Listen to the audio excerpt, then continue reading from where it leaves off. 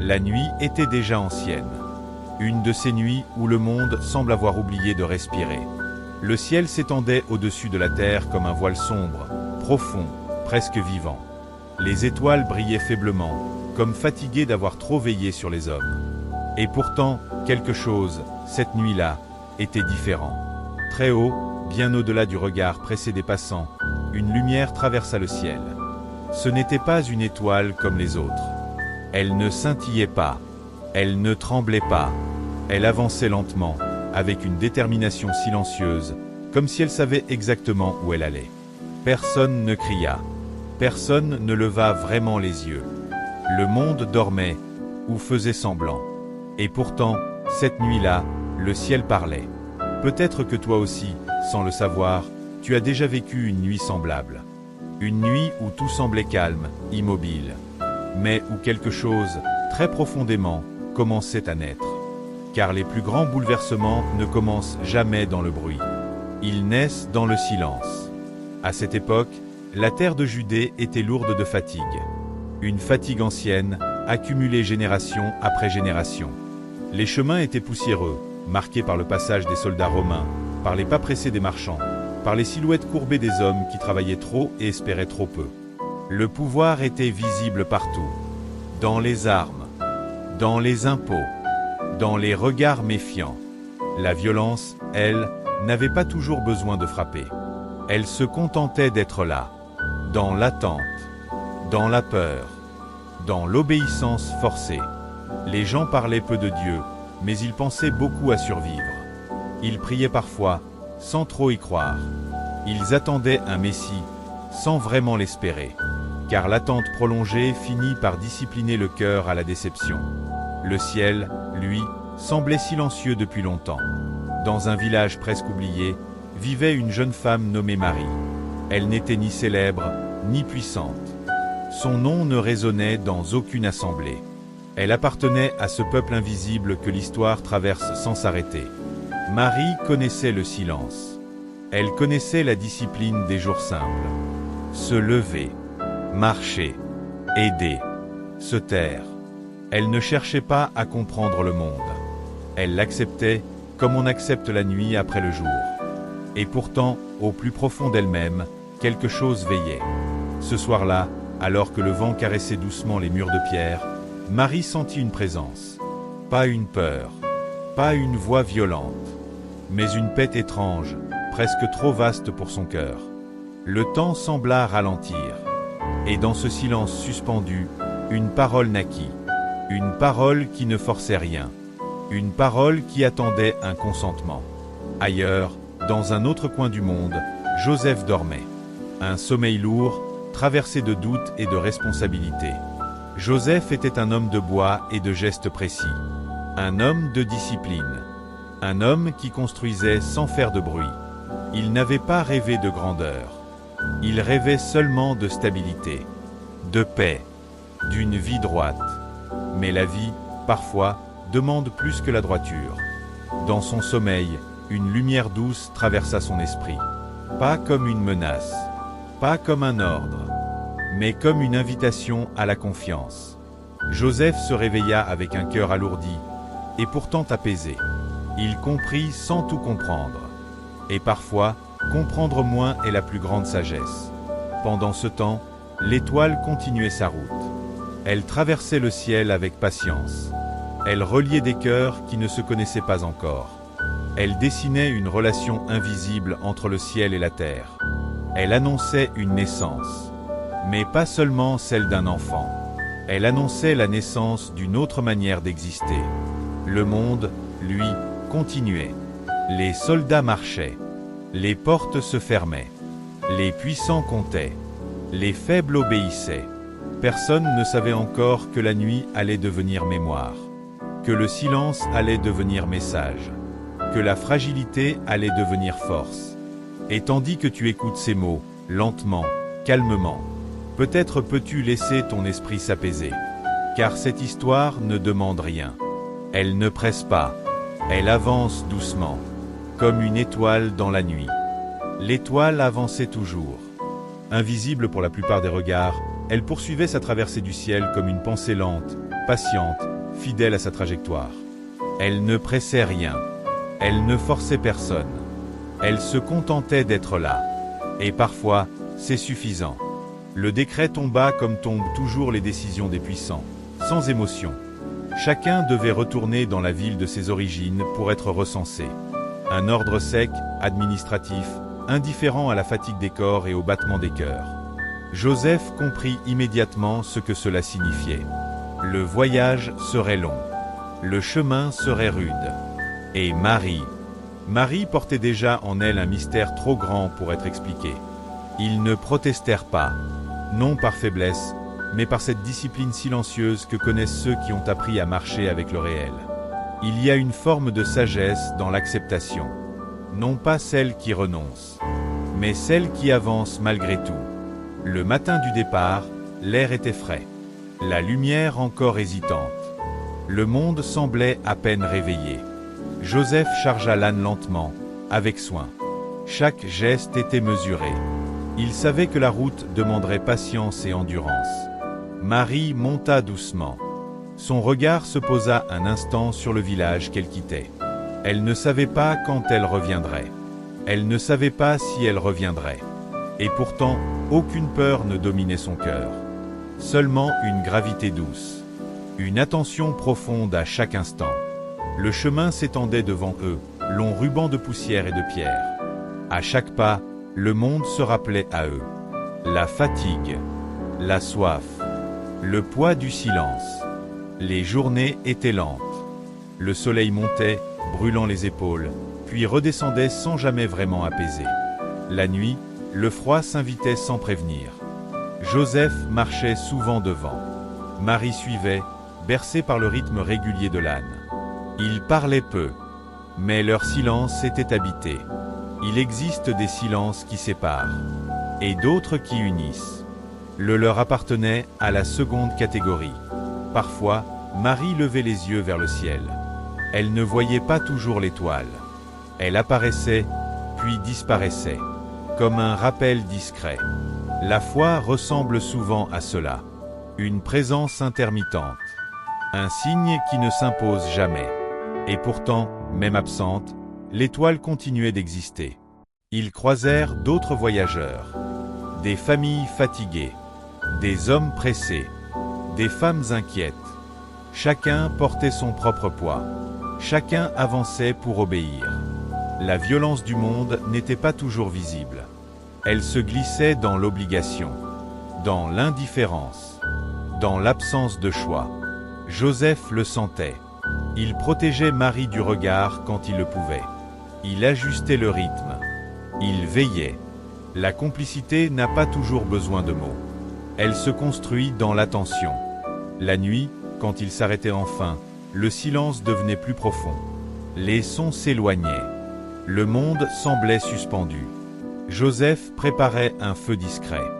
Marie s'installait, posant ses mains sur son ventre. Elle sentait parfois un mouvement léger, comme un rappel intérieur. La naissance approchait. Elle le savait.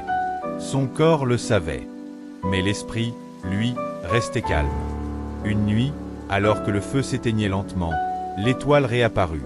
Plus claire, plus proche, semblait-il. Elle ne brillait pas avec arrogance. Elle guidait sans dominer. Joseph la regarda longtemps. Il ne comprenait pas tout, mais il ressentait une certitude étrange.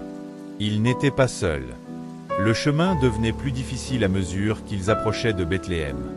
Les collines se dressaient, exigeantes. Chaque pas demandait plus d'efforts. Marie respirait lentement. Joseph ralentissait encore. Il y a une discipline de l'amour. Celle qui accepte de perdre du temps pour protéger la vie. Quand enfin, au loin, apparurent les premières pierres de la ville, la nuit commençait à tomber. Bethléem était pleine. Trop pleine. Les voix se mêlaient. Les portes se fermaient. Les regards se détournaient. Joseph demanda. Puis encore. Et encore. Toujours la même réponse. Pas de place. La violence n'était pas dans les mots. Elle était dans l'absence. Marie sentait la fatigue gagner son corps. La douleur se faisait plus présente. Le temps pressait désormais. Joseph regarda autour de lui. Il refusa de céder à la panique. Il chercha, encore. Et finalement, presque à l'écart, il trouva un refuge. Un lieu humble, simple, oublié, une étable. Ils entrèrent doucement. L'odeur du foin, la chaleur animale, le silence épais. Ce n'était pas un palais. Ce n'était pas digne aux yeux du monde. Mais parfois, ce qui est humble est suffisant pour accueillir l'Éternel. Joseph installa Marie avec soin. Il posa le manteau. Il alluma une petite lampe. Le monde extérieur continuait de s'agiter. Mais ici, le temps ralentissait. Et tandis que la nuit enveloppait Bethléem, tandis que les puissants dormaient sans savoir, tandis que la violence du monde poursuivait sa route, quelque chose s'approchait. Dans le silence, dans l'ombre, dans la douceur. La naissance n'était plus loin. La nuit s'était maintenant complètement installée autour de l'étable. À l'extérieur, Bethléem murmurait encore. Des pas, des voix lointaines, le frottement des portes que l'on ferme. Mais ici, entre ces murs simples, le monde semblait tenir à distance. Joseph s'assit près de Marie. Il ne parlait pas.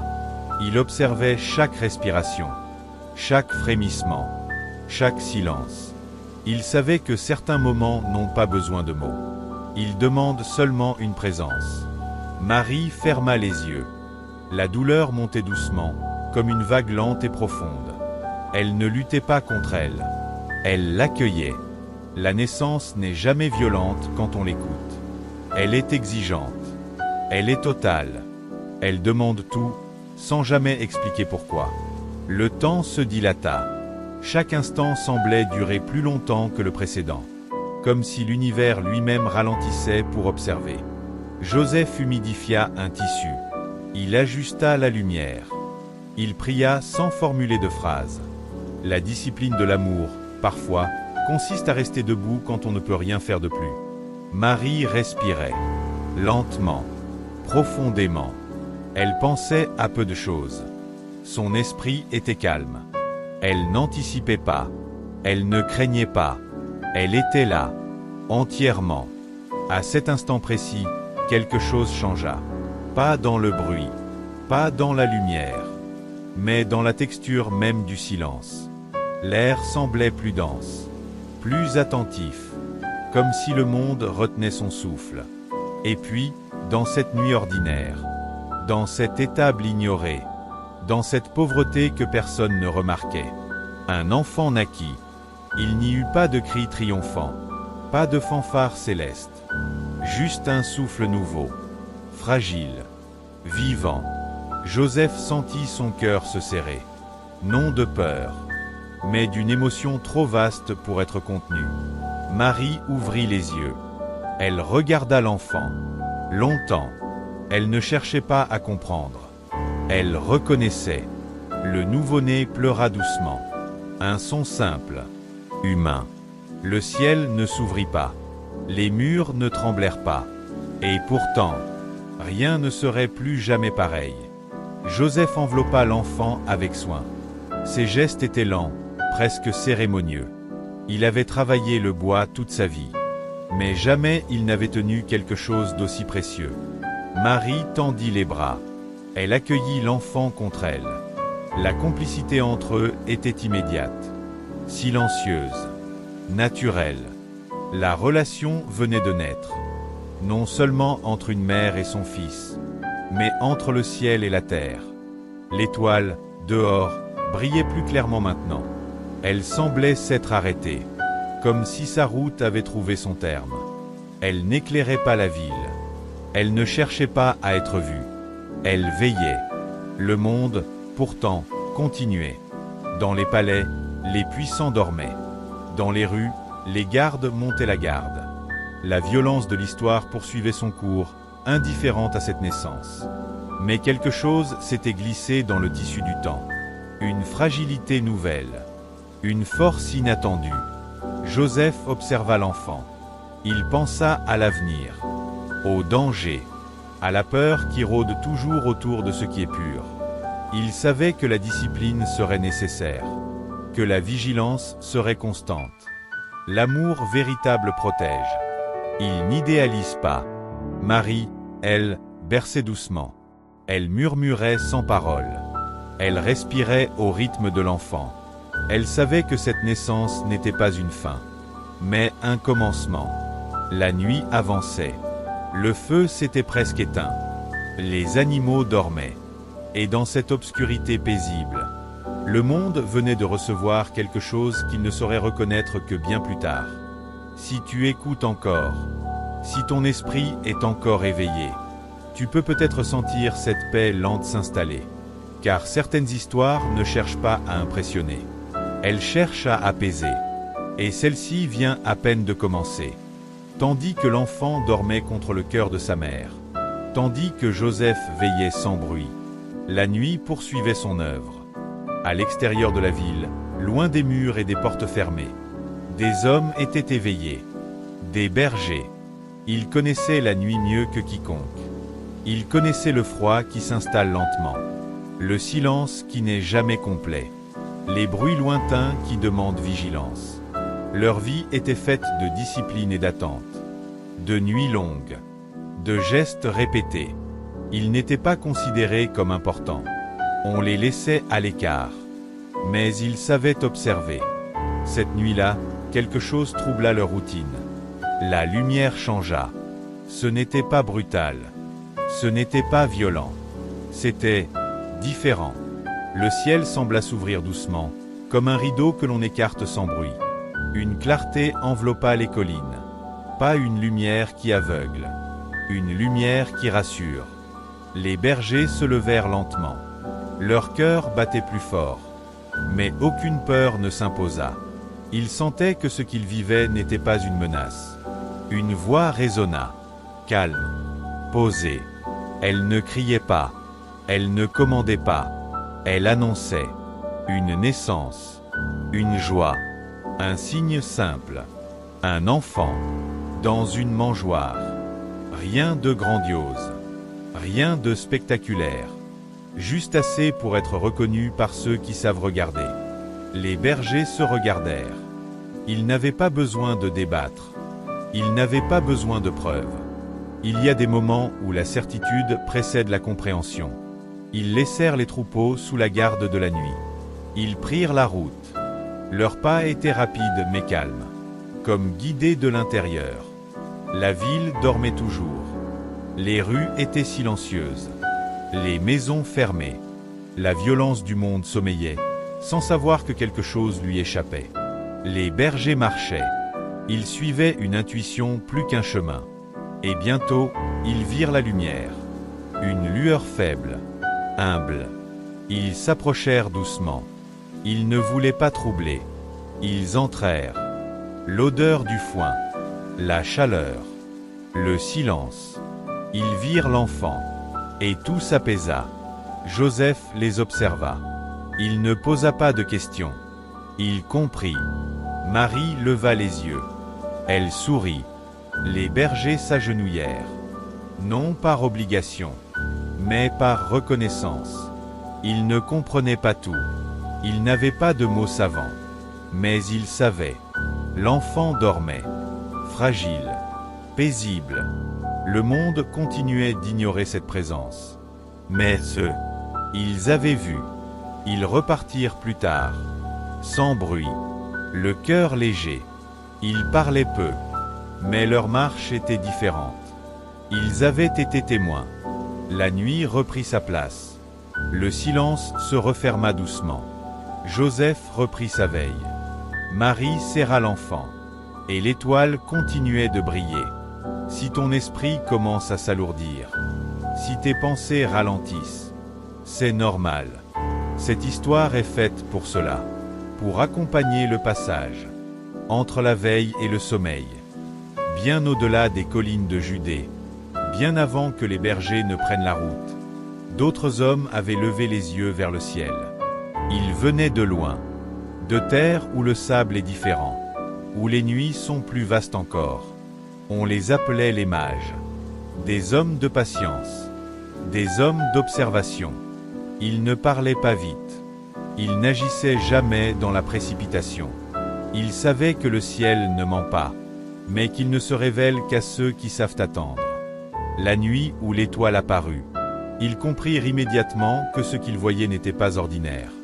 Elle ne suivait pas les chemins connus. Elle ne respectait pas les habitudes du firmament. Elle avançait comme une pensée ancienne qui revient, comme une promesse tenue trop longtemps en silence. Ils n'eurent pas besoin de se convaincre. Leur savoir ne criait pas. Il confirmait. Une naissance avait eu lieu. Un roi, mais pas un roi comme les autres. Ils préparèrent le voyage avec soin. Ils choisirent ce qu'ils offriraient. Pas au hasard. Jamais. L'or, pour reconnaître la royauté. L'encens, pour honorer le mystère. La myrrhe, pour rappeler la fragilité humaine. Même dans l'adoration, ils n'oubliaient pas la réalité. Leur route fut longue.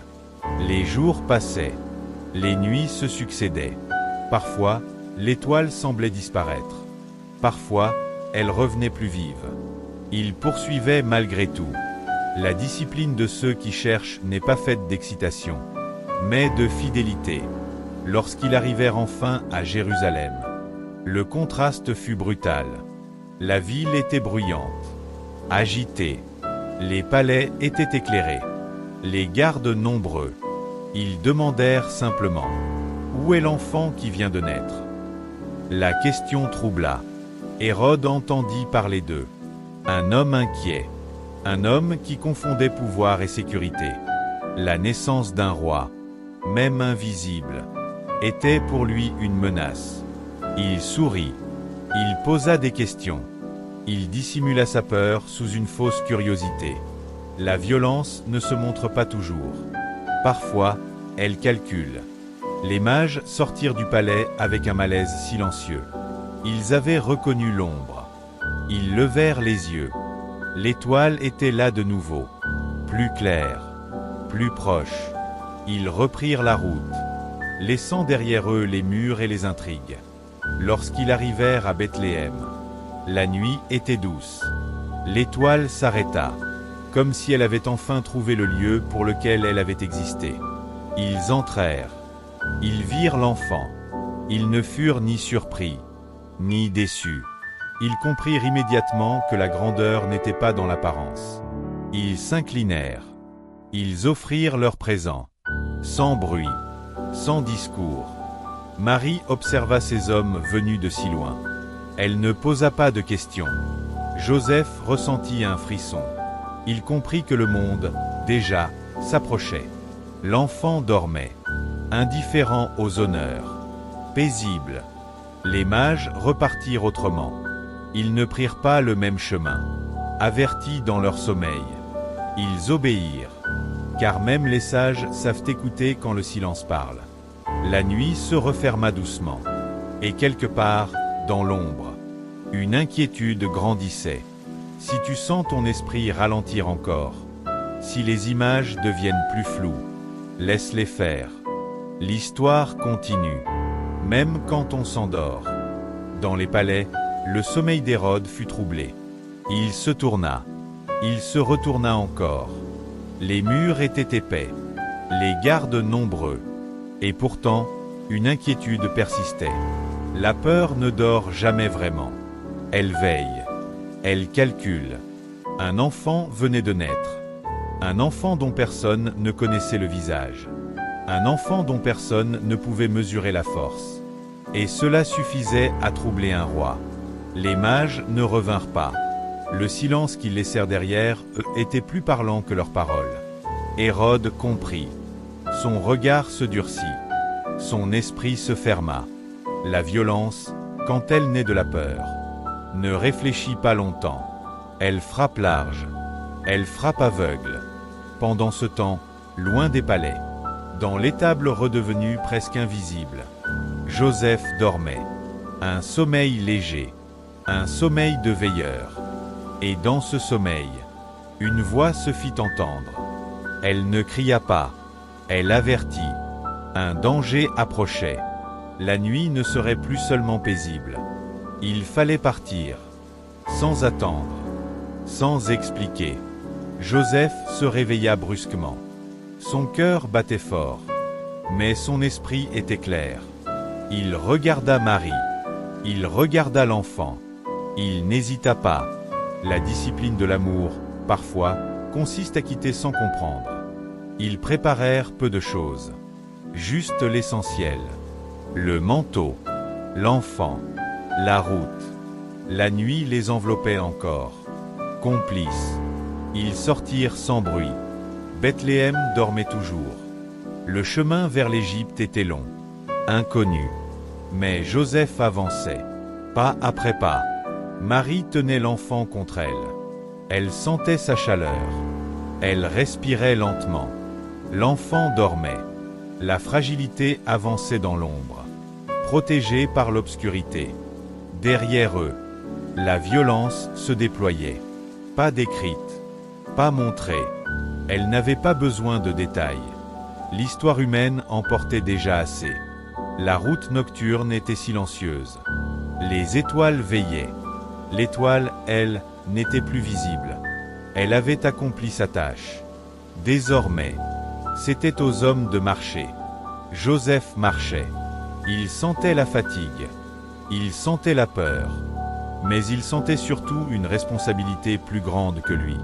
Protéger la vie. Les heures passaient. La nuit semblait interminable. Mais chaque pas les éloignait du danger. Chaque pas était une victoire silencieuse. À l'aube, ils s'arrêtèrent un instant. Le ciel changeait de couleur. La lumière revenait doucement. Marie regarda l'horizon. Elle ne savait pas combien de temps durerait l'exil. Elle ne savait pas quand la paix reviendrait. Mais elle savait que l'enfant était vivant. Et cela suffisait. Le monde, encore une fois, poursuivait sa route. Les puissants agissaient. Les innocents subissaient. Et pourtant, au cœur de cette histoire blessée, une lumière continuait de grandir. Sans bruit, sans violence. Si ton esprit est maintenant lourd, si tes pensées deviennent lointaines, laisse-les s'éloigner. La nuit protège aussi ceux qui écoutent. L'exil n'est jamais bruyant. Il commence souvent par une marche silencieuse, par une distance qui s'installe entre ce que l'on connaissait et ce que l'on ne connaît pas encore. Joseph avançait, jour après jour, nuit après nuit. Il apprenait à lire les chemins étrangers, à reconnaître les dangers sans les nommer, à faire confiance à son intuition plus qu'à ses certitudes. La discipline devenait quotidienne. Trouver de quoi manger, trouver un abri, continuer. Marie observait le monde nouveau qui s'ouvrait devant eux. Les paysages changeaient, les langues aussi. Elle berçait l'enfant, elle le nourrissait, elle lui murmurait la vie. L'enfant grandissait, lentement, comme toute chose véritable. Le temps passait différemment en exil. Il n'y avait plus de repères familiers, plus de calendrier précis, seulement les jours qui se succédaient, portés par une attention constante. Joseph travaillait quand il le pouvait. Il utilisait ses mains, son savoir-faire, le bois, la pierre, tout ce qui permettait de bâtir un peu de stabilité. La violence du monde n'avait pas disparu. Elle rôdait toujours. Mais ici, elle était plus diffuse, moins personnelle. Elle devenait un fond lointain, contre lequel la vie continuait malgré tout. L'enfant faisait ses premiers pas, ses premiers regards conscients. Il observait, il écoutait, il n'avait pas besoin de comprendre. Il apprenait le monde par la présence. Marie le regardait parfois longuement. Elle se demandait ce qu'il porterait en lui, ce qu'il deviendrait. Mais elle ne projetait pas. Elle savait que certaines destinées demandent du temps avant de se révéler. Joseph, lui, restait vigilant. Il écoutait les rumeurs. Il attendait le moment juste. La patience est une forme de courage. Puis, un jour, la nouvelle arriva. Le danger s'était éloigné. Le pouvoir avait changé de main.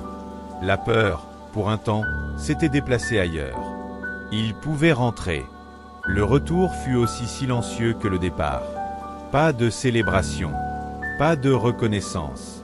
Seulement le chemin inverse, chargé de souvenirs nouveaux. Bethléem était derrière eux. Nazareth les attendait. L'enfant grandissait dans l'ombre. Il apprenait à marcher, à parler, à écouter. Il vivait une vie simple. Et pourtant, quelque chose en lui restait vaste. Les années passaient. Le monde changeait lentement. Les hommes continuaient leur lutte. Le pouvoir continuait ses jeux. Et au milieu de tout cela, une présence discrète se préparait. Si tu es encore éveillé, si tu entends encore chaque mot, laisse-les maintenant s'espacer, car l'histoire approche de son repos. Nazareth accueillit la famille sans éclat. Les pierres étaient simples, les chemins familiers. Rien ne signalait que quelque chose d'extraordinaire s'y était réfugié. Et pourtant, la vie reprenait là où elle s'était arrêtée. Joseph travaillait. Il façonnait le bois. Il réparait. Il construisait. Marie veillait. Elle enseignait les gestes simples. Le respect. L'écoute. Le silence. L'enfant grandissait. Il apprenait à marcher sur la terre comme tous les enfants. Il tombait. Il se relevait. Il observait les visages. Il apprenait les émotions. La joie. La colère. La tristesse. Il n'était pas séparé du monde. Il en faisait partie. Les années passaient lentement. Le monde, lui, ne changeait pas vraiment. Les puissants restaient puissants. Les faibles restaient fragiles. La violence continuait parfois de surgir. Dans les mots, dans les gestes, dans l'injustice. Mais quelque chose, au cœur même de cette réalité, continuait de croître. Une manière différente d'être présent. Joseph vieillissait doucement. Ses gestes devenaient plus lents. Mais son regard restait attentif. Il avait appris que protéger la vie ne consiste pas toujours à combattre, mais souvent à transmettre. Marie conservait les souvenirs dans son cœur, sans les forcer, sans les expliquer. Elle savait que le temps viendrait. L'enfant, devenu plus grand, apprenait à écouter le silence. Il comprenait que tout ne se dit pas, que certaines vérités demandent maturité et patience. Il grandissait dans l'ombre, sans gloire, sans bruit. L'étoile n'était plus visible depuis longtemps. Elle avait disparu sans laisser de traces, comme toutes les choses qui ont accompli leur mission. Mais ce qu'elle avait annoncé continuait de vivre. Et peut-être est-ce ainsi que le monde est transformé. Pas par des éclats, pas par des ruptures violentes, mais par une présence fidèle, patiente, constante. Le soir, parfois, quand le vent passait doucement sur Nazareth, le silence redevenait profond, un silence apaisant, un silence habité. Si tu écoutes encore ces mots, si ton esprit flotte entre la veille et le sommeil, sache que c'est exactement là que cette histoire voulait te conduire. Dans cet espace calme, sans tension, sans attente, car la naissance que tu viens d'entendre n'appartient pas seulement au passé. Elle se répète chaque fois que le monde choisit la douceur, plutôt que la violence, la relation plutôt que la domination, la discipline intérieure plutôt que la peur. La nuit est maintenant paisible. Le monde continue de tourner. Les étoiles veillent en silence. Et toi, tu peux te reposer, car certaines histoires ne cherchent pas à réveiller, mais à accompagner doucement vers le sommeil.